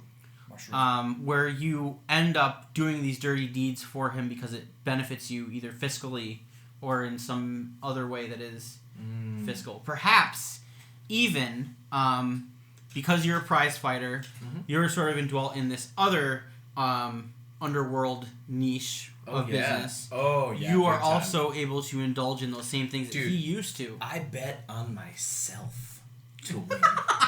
Yeah. That's who I am. And then you pay him. I'm cunning, man. So maybe you... At least in that version of the world. I don't know how I am in this one. We haven't even gotten there yet. So maybe you invite him to every single after party. No, you know what I do? I pay him well. He gets part of the purse. Mm-hmm. Yeah, that's why he's doing deeds for me. Okay. Because he's getting that cheddar on the side. Gotcha. Yeah. He gets... Oh, hey, my opponent, his rickshaw got... The rickshaw that picks him up for his fights got destroyed. I guess you're going to have to go get him, Jaku. You know? Wink, wink. I can be late. Yep. I can make Not only... Now, bad. you show up late, you poison them, right? Yeah. You're going to get real dirty with it. You put like little barbs, right, on the seat with poison on them, and they're like, oh crap. He sits down. I sat down. You're like, oh, it must have been a stone. Yeah, my apologies. Yeah. And So, you bring him, and he like gets into the ring, and I'm like, we're going at it, and he's like, Ooh. So you dies. You hit him with that one punch right before he falls over to make Steampunk it look natural. arm too. Steampunk arm. Megalobox. You make Well, oh no, this is your world. I have normal arms. So he makes it look natural. All right, so check this out, right? I have normal arms in that world. You also have the skill of thieving. So write that down because you are a thief. Mm-hmm. And I would also say that you have herbalism as a skill if you're a poisoner. I was going to right? say that too. I was going to say that too. And that'll be your skill set. GMs unite. Yeah. All right. So then my question to you is, which out of these do you feel is your I'm best spelling skill? everything wrong, by the way. It's all right. That's fine. Manipulation, bartering, intuition, thieving, or herbalism. I would feel like manipulation would be your best skill, wouldn't it? I don't know. Yeah, I'm pretty. I would say like. You can talk your way out. I would say yeah. I'm pretty. So this is your forte. So if you want to write F on the side of the notes here. Right here. Yep. Okay. And because of that, it gives you full reach. Should I make instead a of little half. line here? Yeah, we'll give. I'll like We'll help you doctor do this that up later. Yeah. We'll do it in post. Indeed. I think that we're good for almost done. So we have statuses here. Yeah, I think we're good for now with Jaku. We got who you are. We figured out all of that. Oh my god, I'm sorry, you guys. You know what? I'm gonna say it quietly. No. Yeah. No. It's gonna be like just a bunch of notes on the podcast. Yeah. We got our first meme, you guys. Yeah. It's Jaku. So now we go from semi-normal Baghdad to steampunk Baghdad. Oh, it's glorious. I've been imagining it the whole time. Tell me about can't steampunk Baghdad. Same thing, dude, but steampunk. Dude, Baghdad sits on a bed of crude oil. So, like, we're talking this is like the hotbed for steampunk culture. It smells like sneakers. It's cool to cut off a finger and get a steampunk one in this. You know, like people get jewelry that has springs in it. You know, like watches Yeah, have been thinking about invented. getting a new leg. It's almost like the more gears you have on your watch, the better, and that's why people started getting the steampunk arms, just to like show off their glorious like geared up watches. Yeah. Right? They've got like, dude, we're talking like telescopes are bonkers. Like, instead of trebuchets, they have like the first like steam powered propulsion catapults. You know, so it's like more like a shot put than a trebuchet. Right? Yeah, sure. So it's just like Right, like that's ultimate pinball. Yeah. Oh, dude. Yeah, it's nuts. Like, I've been thinking about getting a new arm. Whatever. And prize fighting is like everything. Dude, if you're a prize fighter, Ultimate celebrity. you are ultimate fighter, ultimate celebrity. Yeah. So I have for a kind of deep question for you, and you can go as light or as depthful as you feel about it. How does... This is for Mashrou. Yes. Okay. Well, for Steampunk Baghdad, so we understand Mashrou. Yeah, tell me about it. How does Islam and this technological revolution intersect, and how does the religious class, like the imams and the devoted... Oh, dude. That's why this How do they is look the at Holy Land. Okay. You know? Like let's say Muhammad came down from the mountain, right? And he stepped on the wrong spot, and up came some bubbling crude. Sure. Right? Okay. So that's part of their religion almost. So is much to hate mail. worship. Whatever. It's okay. I know I combined the Beverly Hillbillies and Muhammad in the same thing. So what? We're a target now. Okay. No. I'm just saying. Like it's part of their riches that they want to keep for them. Like that's why Baghdad is where it is. Like they're like, this couldn't be coincidence that Baghdad's here. Yeah. You know. Okay. Like we obviously made this on the Holy Land. Manifestation of Allah. Oh, of Allah's blessing. It's his blood. There you go. Yeah. That's what they say. Yeah. So then the religious class does not shun the technological revolution. However, no, they embrace it. They embrace it. Yeah. Oh yeah. And then would you also say that that even in spite of that, I'm gonna say that like classic history, right? They shunned it in the beginning. Then they saw the good it could do. Yeah. For the religion. Like metal music and Jesus. Embraced it, right? Yep. They brought it in. They were like, you know what?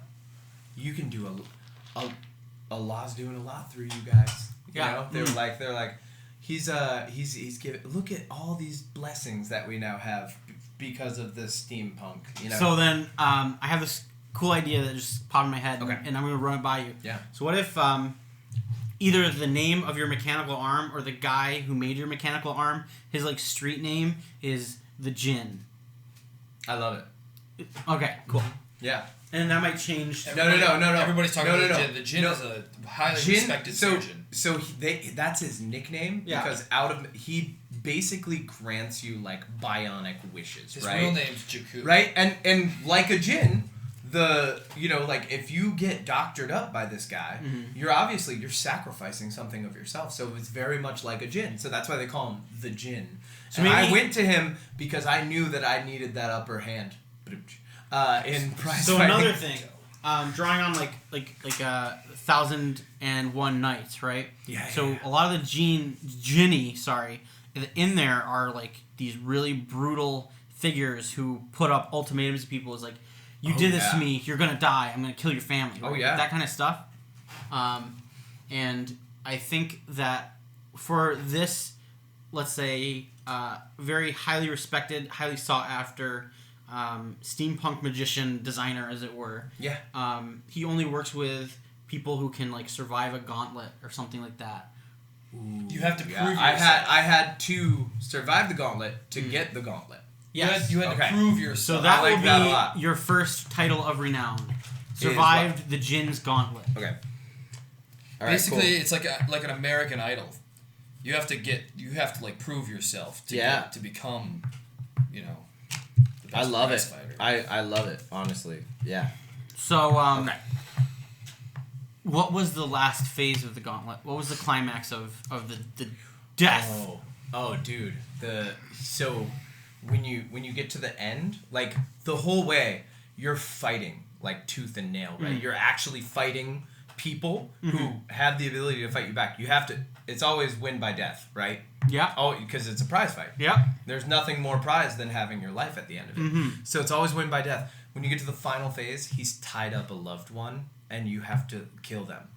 Is this what you did? Oh yeah, for sure. Okay. To get that arm, to become a prize fighter. Who was 'cause that this the loved goal. one? I don't. You're the GM, man. You tell me. No, you. No. Okay. No, I want you to tell me, and I'm gonna deal with the consequences. Knowing of it. this, You're It's your father. trusted. perfect. You came Whoa, from. I have the opposite issue you have. I can't be killed my trusted. father. You came from a very devoted family. Okay, perfect. You. Yeah. Why did you Of become course. the black sheep? Why did you go down this path? Oh, because they were like He got they were obsessed with humble. you. They were You happy with where respected they your were. father, though. So to kill him was a very, very hard thing for you to do. Well, to kill, it was hard because he was the person who told me that I shouldn't go into prize fighting. Yeah, but if you seen his arm, it was all worth it. Yeah. Well, he doesn't have the arm yet. You No, gotta no, kill your father yeah. by Oh, punching yeah. him to death. Yeah, but what he With your does meat. is so he'll tie them up on a stake, the djinn. Mhm. Like when you get to that final like little portion of his gauntlet, he's got your loved one tied up to a stake, but like he hasn't gagged them, so they can still like plead for This their is life why I from told you. you not to join the Yeah, prize. yeah. This is what would happen. Oh yeah, and the best part is like he like basically like I go in there and Yeah. the djinn like pulls the sack off his head and it's my dad. All right, hold Like- on. okay, Pause. We're gonna play through this scene right now. Oh, this is okay. All right. So you're heavy. Mashrou. Okay. You're gonna be his dad. Oh my I'm god. gonna be the djinn. Okay. All right. All right. Yeah. So Okay. give me a very, very, very, very quick rundown of the other trials that you've come through. Oh, dude, totally. Bed of hot coals. Yep. But like hotter than the normal hot coals. Like, cause you've seen the guys who do the trick hot These coals, are right? steampunk coals. These ones like there's like it's like it actually like scars your feet for life. So You know? that's gonna be one of your statuses. So that means that Scarred you're going to. It's not just scarred feet. It's going to be like grafted skin. We'll have to find a better word than scarred, but for right now, scarred feet is what it is. Let's put ravaged. Right? Yeah. Or It's gonna be a bonus for you. okay. Yeah, it's gonna be all scarred over. So like, Okay, you so can let's walk say wherever. grafted feet. Grafted Yeah. feet. Grafted that's feet. fine. Okay. Mhm. So we got grafted feet. Oh, I love this character already. Okay. You also bringing it back. You notice how this creative process brings out results that we would have not had otherwise if we didn't actually go through it like this. But obviously. Mm. But what's cool? Okay, so what's cool about the grafted feet is so each part of the gauntlet changes you a little bit. Yeah. But in a way that would be good for a fighter, because if you don't have nerve endings on the bottom of your feet, you can kick harder. All right. So Right. let's say there are 4 trials. Okay. That was the first one. What's the second one? The second one is you have to hold 2 ice blocks out with your hands. Very good. Very good. Like basically Delts are proving, destroyed by yeah, the proving that you can do this. Like it just wears you down, right? Until they Like melt. yeah, you have to do it until the djinn says For stop. all of Ramadan. No. Until the ice whole melts. Ramadan. Yeah, you have to do it until it melts. melts. Mm. So Yeah. you've got these 2 like have to hold them 10 till they pound melt. ice blocks. Okay. And you have to hold them until the ice melts. But they do get lighter. And it oh they do. But they feel But heavier. like you're Let's say that somebody's flogging you you while it's happening because he's with the a djinn. with a scourge. Yeah. Oh, it's scarred back too. Mm-hmm. So, But that wouldn't really give you like a carapace. no, that just makes you look But yeah, more but no, I'm like intimidating. you're just the whole time. So now you have consistent, frostbite. and you don't know when they're whipping you. Right. Yeah. Yeah. Is there frostbite? I mean, No. you could have nerve no. damage in your hands. Yeah. You can punch harder. Yeah. The hand that remains. But no, that's part of the training. So what is the third trial before you slay your father? Oh, the third one. You're super tired, Mm-hmm. and they immediately throw like a veteran prize fighter at you. Like they throw like someone who lost a fight. Yeah. You know, Mhm. so they throw them at you. They're Maybe he's dishonored. a little bit brutalized, or no, wait, because if you lose a fight, you die. it's someone. yeah, it's it's someone. gladiator No, style. no. They take the last person who attempted the gauntlet and failed, and throw If them you at fail you in the a fight for gauntlet, your you life. That's work cool. for the Okay. gauntlet. Yeah. Okay. If you Yeah. fail the gauntlet, You work for the gauntlet. Yeah, Absolutely. So this person who failed the gauntlet, they basically like let them out, and they haven't been And feeding if they them. win, then they it's like you their know, redemption. like they've been like stabbing at the guy while he's in his like cage, you know, and like getting him. They're like, dude, you better kill this guy or else you're never getting out of here. Right, Yeah. And so he comes out like a wild animal, and It's you're like like, his I'm last so ditch. sore, and my feet are like messed up, and your hands are like. And you still have to like muster the strength and willpower to like kill take this guy. down. Right. Yeah. Yeah. So we'll begin the scene right after you dispatch the man who failed before you. Okay. What was his name? They don't tell you. Okay. No, they don't give them. How did you kill him? They don't give them a name because it like gets your mind. Yeah. Like they're because you'll be the nameless. He had a name before he came in. Yeah. How did I kill him? How did you kill him? Yeah. Oh, You've the seen eyes. Game of Thrones? You've seen Game The of Thrones? eyes. I didn't crush his head, but let's say oh, that's a good one though. Your hands. No. Let's say like I didn't have a lot of strength, and this guy like got me on the ground, right? Yeah. And then all of a sudden my instincts kicked in, like adrenaline took over, and I grabbed him by the face and just pressed in until my fingers were in his brain. Yeah. And like, you know, he was trying to get me off, but like I had like a death grip on his head and just like pierced in, and then like he falls over in pain, and I get up, and with my like messed up bloodied foot I just stomped on his throat. Curb stomp his throat. I stomped his throat. Okay. Yeah. And just like and I'm like, at least you made it fast. and I was like, So I do think that. So I guess this is a status, but at the same time is purely cosmetic. The one hand that you do have that remained from the ice thing, it is black because black like hand. frost. grafted feet, black hand, steampunk arm. It's like you always have a glove on, but it's Oh, not love a it. glove. Black hand. Okay. You could get like a sparkly like Michael Jackson glove if you want. Who wants sparkles when you got the black? Yeah. Yeah. All It right. looks flaky. Like So- every once in a while, you a piece of jerky, just something. Yeah. You know, eating your own hand every now and then. Like a Little salt, little like a seasoning, maggot, just right? Just a little dip your hand in ketchup. A little baba ganoush on it. little obey. So you walk forward through They open a gate. the beam. Yeah. Yeah. The beams come forth. You walk forward. And I'm just exhausted. You see this quite humble and quaint room before you in this rectangular shape. There's only one light fixture, and it is In the center. is a lamp that shines down, and it shines above the stake to which there is. They have lamps. Yeah. Yeah. Whoa. There's. Spotlight. What do you think this is? Spotlight. Spotlight. Boom. Right on it. Just like.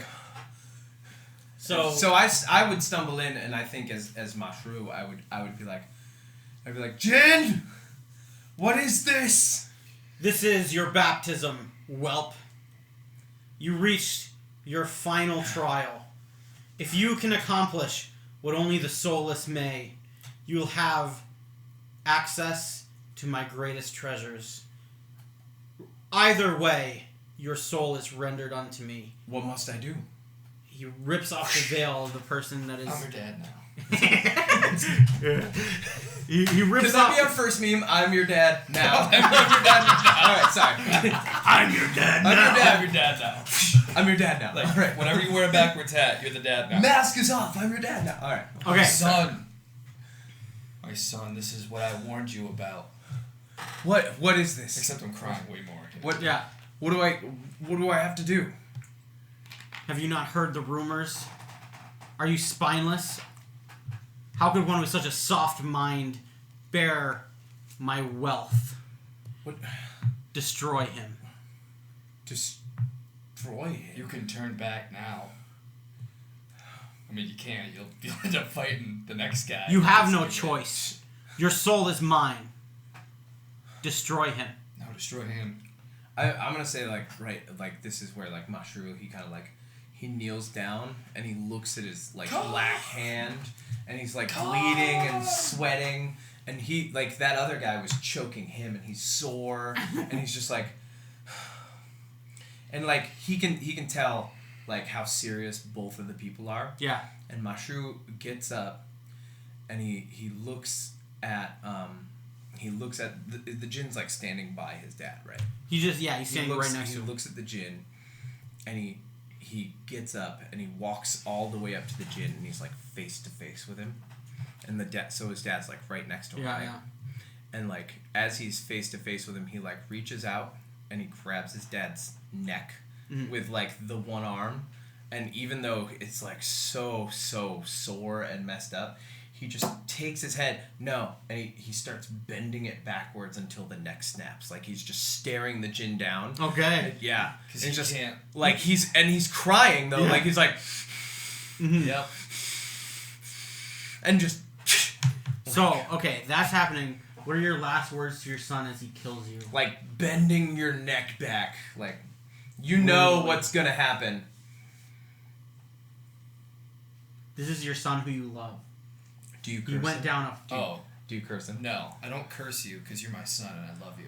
Oh, that's worse. But I That's worse. That is a curse. But I I am curse you with with my love. with my last dying breath. I'm not angry. I'm disappointed. Oh, no! That's what I was gonna say. No! I'm sorry. I'm not mad. It hurts. I'm just upset. No, this is what I say. Say it. My son, you've stepped into the void. There's no coming out of that. He's Very to good. the point of no return. Awesome. So, He's lost himself. that was a great vignette. You're gone. Yeah. Now, what I want from you is a soliloquy. Tell us why you chose to make this decision. You've come all this way, obviously, but what was going through your head that made it so that how you executed this final juncture in the manner that you did take place? Okay. I'm just gonna like the soliloquy. It's like a monologue. Right? Yeah. You're so, a thespian. So his inner voice. Yeah. Right. So Mashrou's inner voice would be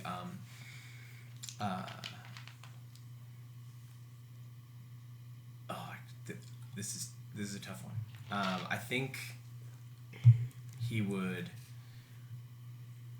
say, every step that has brought me down this path has led me to a place where I can no longer stop. The two men before me are both my past and my future, and I carry the scars of both. Let me curse the hand with which I kill, and praise the one that I'm left.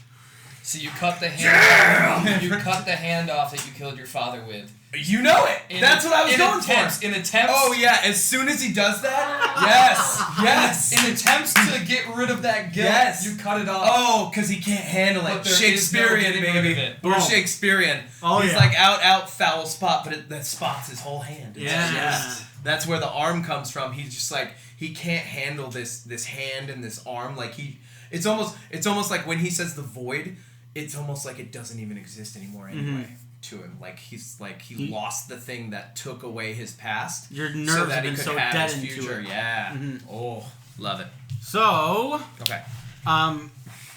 this informed us hell of a lot of many Excellent. things. Okay. Yeah. One, Thanks. what is your dream that you would betray your good though humble family life to walk down this dark path that is shunned? Oh, he wanted the taboo. His family didn't want him to be a prize fighter, but he loved prize fighters. Like, he wanted to be the thing he loved, and they kept saying, you can't be, you don't understand what it takes. Like, you don't understand that life. know, you're mentally And all wrong. he saw was the glory. Like, he wanted pride and glory. Like, Those are your ideals, pride and glory. He didn't understand that the road of being a musician was not just being a rock star and having fun. It was also there's a huge toll that it takes. Oh yeah. But when you're a kid and you're learning how to play guitar, Yeah, you don't know. see that. No, you don't. You just see the stage. You Yeah. see that, and that's yeah. what you saw. Yeah. You saw Yeah, the all rock he star. saw, all you he didn't see saw the was lonely road. He saw Yeah. the fame and the cheering, and not only that, like, he only paid attention to the guys who won. You know, he wasn't even thinking what happened to the guys who lost. He was just like, I want to be the guy who wins. So then, that's why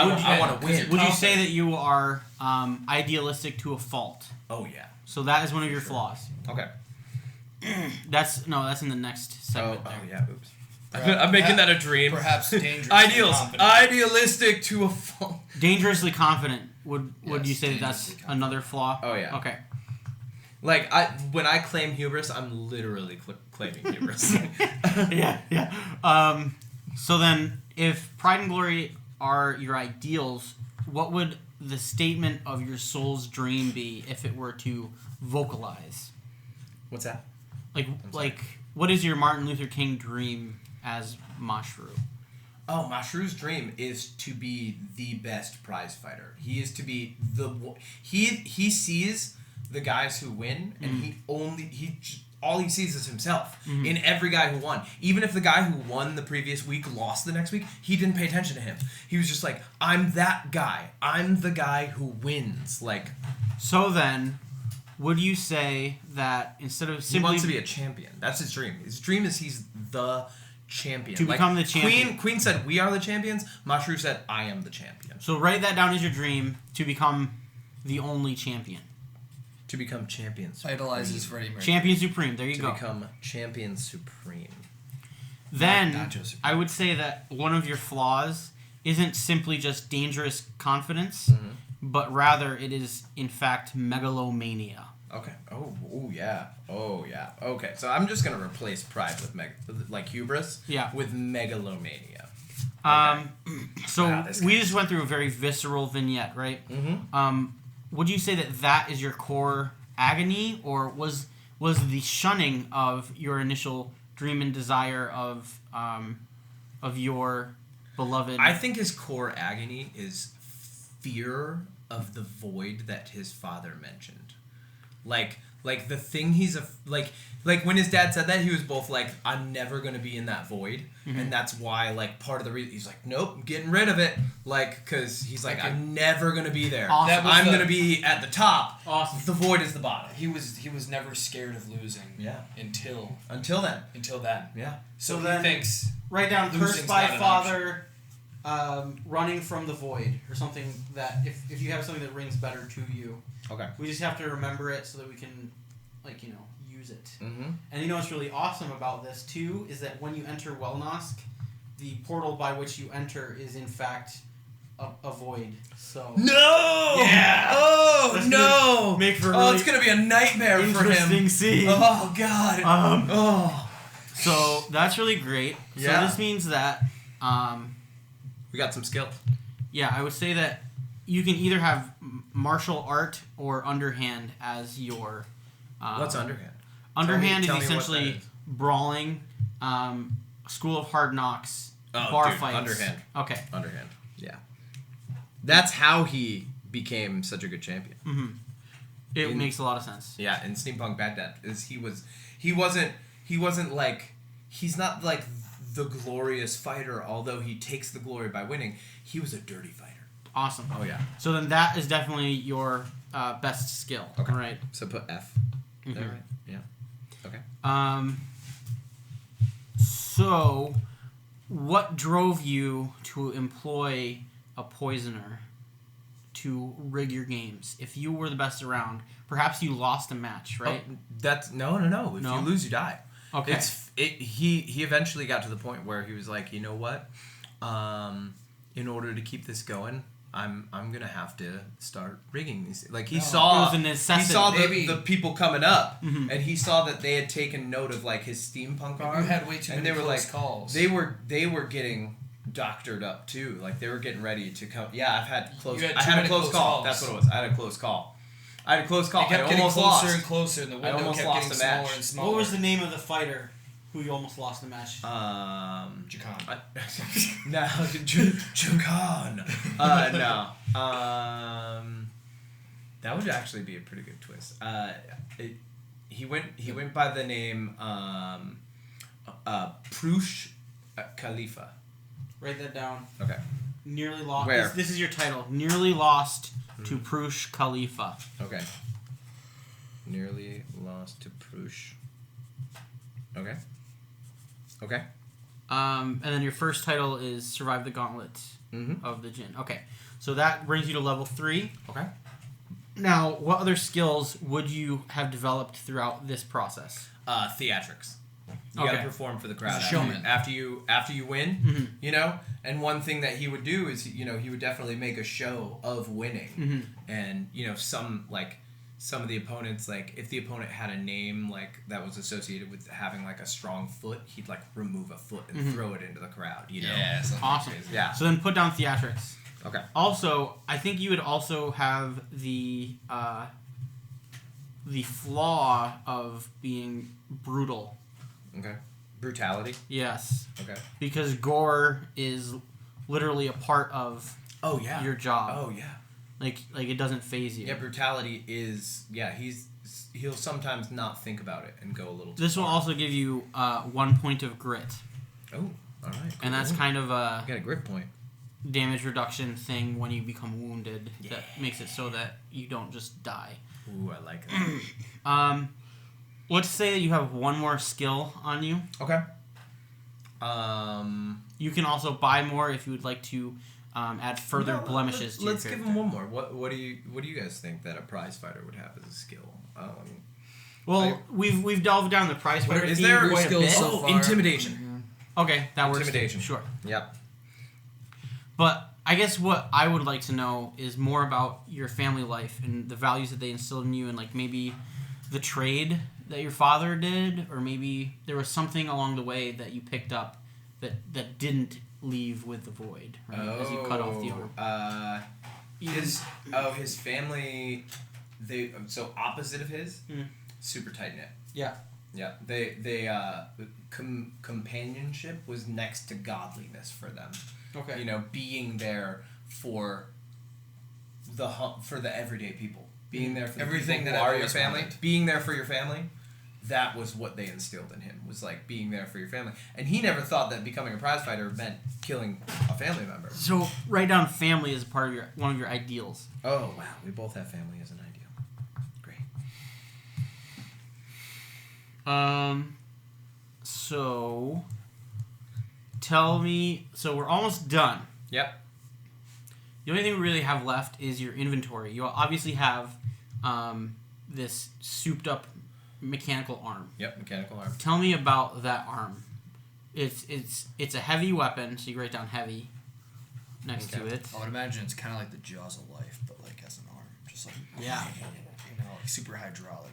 But explain to me the features. So, in very like Baghdadian fashion, each finger kind of has like its own little not like, I don't want to say like jewel, but it's got like some intricacy, like some engraving, or like a religious symbol on it, or one of the like the calligraphy. Like the pinky has like what, like the carving on it almost makes it look like a pinky ring. Very good. Yeah. Right. He's got some calligraphy on it. You got some the part that leads up to his forearm has like a piston in it, and it was almost like when he would get halfway through a punch, the piston would kind of like kick in. So it's kind of like that extra, like real fast, like Yeah. yeah. So those punches pack that little extra horsepower. Mm-hmm. He has a 1 horsepower punch. That's pretty crazy. Yeah, that's a horse. That's a whole horse. That's a whole horse behind a punch. Yeah. Yeah. That's great. I think that is where we can leave off for now, gentlemen. I'm very excited for this campaign. Me too. It's gonna be great. Can't wait to throw you into my magical hellscape realm. Ooh, magical hellscape. Yeah. I'm gonna study myself and become. Yeah. Maybe I'll come in with a little outfit. So anyways, I'm just gonna keep wearing tank tops because I'm a you prize guys fighter. That's please do. just tank tops every week. You know what's funny? I was gonna wear a very, very, very similar. Oh, I did wear like I was an gonna appropriate tank top. Yeah. for I was this. going to wear a very similar tank top. All right. I love it. Don't wear that one. Okay. All right, gents. Because this is the 3 Skald Saga. Okay. We each have music projects either on the horizon or coming, or stuff that we've done. Yeah. I would like for each of you to state your actual name and then your character's name, and then tell us where we can find your stuff or what you're working on and when we can find it. Okay. My name is Jake. My character is Jaku. And I've been in several music projects. The most recent one was called Tell Keller. You can get it on Spotify, YouTube, everywhere. Just check Made it out. in America, right? Is that the Made in the America. single is one of them. premiere? That Yeah. was one of them, yeah. The Fool, Made in America. We put up a cover of Sex and Candy by Marcy Playground. Ooh, nice. It's so That's good, a good too. one. It sucks because none of these people will ever I'm- see your I'm live actually- covers. I'm gonna go check it out. Check After it out. this, yeah. You'll probably enjoy it. I will. We can watch it I know when what we're I'm- done with this. Yeah. My name's Kevin Miner. I'm playing Mashrou. I am currently working on a project with some friends that we all know locally. We're playing some really cool thrash metal. The name of the project we all agreed on is Hollow Atlas. Oh, yeah. We have yet to release any, like, Ben's actually, he's been doctoring up the first track. Is you guys Ben? have kind of heard it. No, Ben Jennings. Oh, no, Have you guys heard the first track? No. Okay, I'll play it for you guys. Please do. Yeah, it's really fun. It's probably one of the most ambitious things I've done musically in a long time. Can we find anything Very excited. for Hollow Not Atlas? yet. When we can, I'll plug that. But Also, this is going to by be the time like this is 3 months out. oh yeah. So. Oh well. By the time they can find something, I'm sure it's going to be YouTube, Spotify. Everywhere. Hollow Atlas. Hollow Atlas. Awesome. Yeah. And I myself am Drew Cochran. Right now my main project is The Epic of Dreams. You can buy it at exaltedfuneral.com. Go to products. It's one of the newer ones, The Epic of Dreams. And it's been fun. It's been fun. It's continuing to be fun. Yeah. It's serious. This is fun. We'll see you next time. And until then, may your sagas be Saga E. awesome. This is a work. This is a work in progress. Yeah, Let's try 2 more tags. Okay, Let's try okay, 2 more okay. tags. Give me 2. Until then. Until then, may your sagas be everlasting. Yeah, that was better. We don't even need to do another one. That was Okay. great. May your sagas be everlasting. It's kind I of like that. an oxymoron, though, because like Okay. Yeah, May your- until then- Okay. Until then. may your sagas Be triumphant. Well, I was gonna say vicious, but Oh yeah. Okay. Okay. Try. May your sagas be epic. that's kind of cheese, though. Yeah, but it's in the name. All right. Yeah. All right. Let's let Drew give us one more for today. We're gonna find the So right not one. vicious. We get to do so many. So we're whatever not you want. landing May on your You- sagas you do be whatever full you of want. epic dreams. You finish it with one last one, and we'll full call of it. dreams. All right. Until then. Until then, may your sagas be vehement and glorious. All right. Love it. All right, boys.